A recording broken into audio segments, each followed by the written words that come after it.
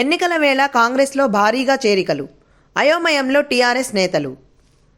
ఆలేరు నియోజకవర్గంలోని యాదగిరిగుట్ట పట్టణం నుండి ప్రభుత్వ విప్ ఎమ్మెల్యే బీర్ల ఐలయ్య సమక్షంలో కాంగ్రెస్ పార్టీలోకి భారీగా చేరికలు జరిగాయి.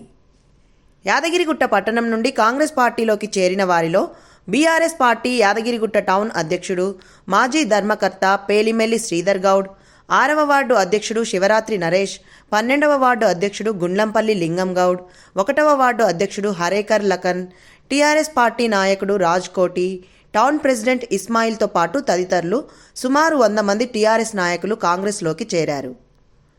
కాంగ్రెస్ పార్టీ చేస్తున్న అభివృద్ధి కార్యక్రమాలకు ఆకర్షితులై కాంగ్రెస్లో చేరుతున్నట్లు, రాష్ట్ర అభివృద్ధి కేవలం రేవంత్ రెడ్డితోనే సాధ్యమని టీఆర్ఎస్ స్థానిక నాయకులు తమ అభిప్రాయాన్ని వెలిబుచ్చారు.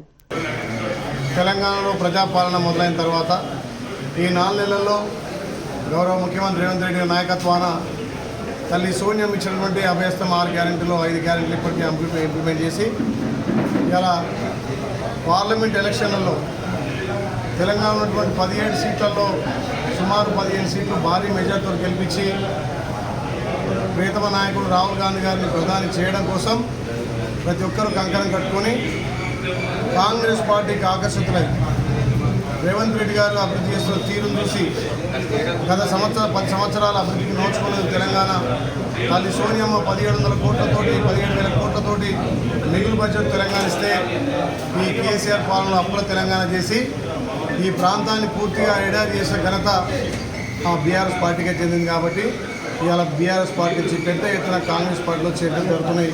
అందులో భాగంగా యాదగిరిగుట్ట పట్టణ టీఆర్ఎస్ పార్టీ టౌన్ ప్రెసిడెంట్గా ఉన్నటువంటి పేలిమెల్లి శ్రీధర్ గౌడ్ గారు, అదేవిధంగా ఆయన మొత్త బృందం సుమారు 100 మందితోటి ఇలా కాంగ్రెస్ పార్టీ చేరినందుకు నేను సాధారణంగా ఆహ్వానిస్తూ, గతంలో కాంగ్రెస్ పార్టీలో సుదీర్ఘంగా పనిచేసిన వ్యక్తులు కాబట్టి కాంగ్రెస్ కుటుంబంలోకి ఆహ్వానిస్తూ, మళ్ళీ కాంగ్రెస్ పార్టీ మళ్ళీ సోనియమ్మ ఇచ్చినటువంటి ఈ తెలంగాణను అభివృద్ధి చేసుకోవాలంటే కాంగ్రెస్ తోటే సాధ్యమవుతుంది.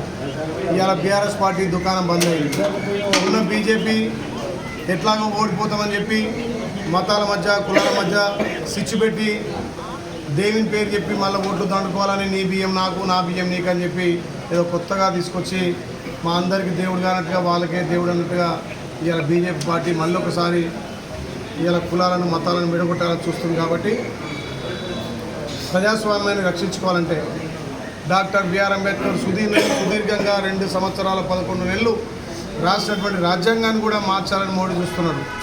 మరి గత 30 సంవత్సరాలుగా ఏ పార్టీకి రానటువంటి మెజార్టీ సీట్లు బీజేపీకి 2 సార్లు 300 సీట్ల పైకిస్తే మరి ఇలా మోడీ గారు 400 సీట్లు అడుగుతున్నారు. మరి దేనికి 400 అడుగుతున్నారు అంటే ప్రజాస్వామ్యాన్ని మార్చడానికి, భారతదేశంలో రాజ్యాంగాన్ని మార్చడానికి. ఇవాళ 1వ దశ 2వ దశ పోలింగ్ అయిపోయిన తర్వాత మోడీ గారికి ఆయన దుకాణం బంద్ అయిందని తెలిసి ఒక భారతదేశంలో అత్యున్నత పదవి ప్రధాన పదవిలో ఉన్నటువంటి వ్యక్తి దిగజారి మాట్లాడుతున్నాడు. ఇవాళ దేశ సంపదను మన రాష్ట్ర సంపద మన దేశ సంపదను అంతా కూడా ముస్లింలకు ఇస్తామని చెప్పి ఇవాళ కులాల మధ్య చిచ్చు పెడుతున్నాడు. ఇలా మహిళా మెడలో ఉన్నటువంటి పుస్తలు తెంపుతారని చెప్పి చౌకబారు పడడం చేస్తున్నాడు. మరి దేనికి సంకేతం ఇస్తున్నాడు మోడీ గారు? ఓడిపోతామని అక్కస్తోటి మిగతా జరిగే రాష్ట్రాలలో ఈ రకంగా కులాల మధ్య మతాల మధ్య సిచ్చు పెట్టాలని చూస్తారు. కాబట్టి మోడీ గారికి కాలం చెల్లింది. నల్లధనం తెస్తాడు. ఏం తెచ్చిండు? నల్ల చట్టాలు తెచ్చిండు. ఖాతాలలో 15 లక్షలు వేస్తున్నాడు. ఇంతవరకు ఒక ఖాతాలో వేయలే. గతంలో కాంగ్రెస్ పార్టీ పేదల కోసం మహిళల కోసం 400 గ్యాస్ ఇస్తే ఇవాళ కేంద్రంలో ఉన్నటువంటి ఆ బీజేపీ, రాష్ట్రంలో ఉన్నటువంటి టీఆర్ఎస్ కలిసి 1150 1200 గ్యాస్ చేస్తే ఇవాళ మన ప్రభుత్వం వచ్చిన తర్వాత 500కే గ్యాస్ ఇస్తున్నాం. ఆ 60 రూపాయల పెట్రోల్ 100 రూపాయలు దాటింది. డీజిల్ తరిగింది. పెట్రోల్ అన్ని ధరలు పెంచిండ్రు. ఇవాళ భారతదేశాన్ని పూర్తిగా అప్పులు చేసిన ఘనత అక్కడ మోడీకి, ఇక్కడ కేసీఆర్కి దక్కింది. కాబట్టి తెలంగాణలో ప్రజాపాలన వచ్చింది. భారతదేశంలో రాహుల్ గాంధీ గారిని ప్రధాని చేస్తే తప్ప ఈ పేద ప్రజల బతుకులు మారాయి.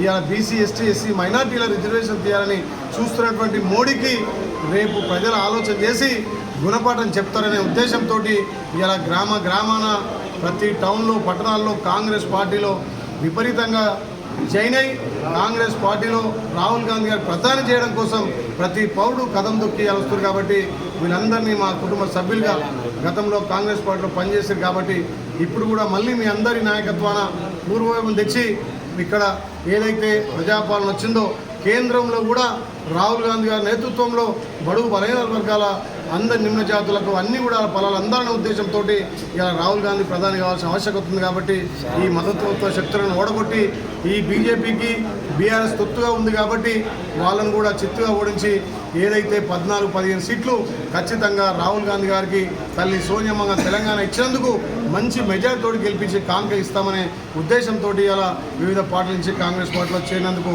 వాళ్ళందరికీ ప్రత్యేక ధన్యవాదాలు. జై కాంగ్రెస్.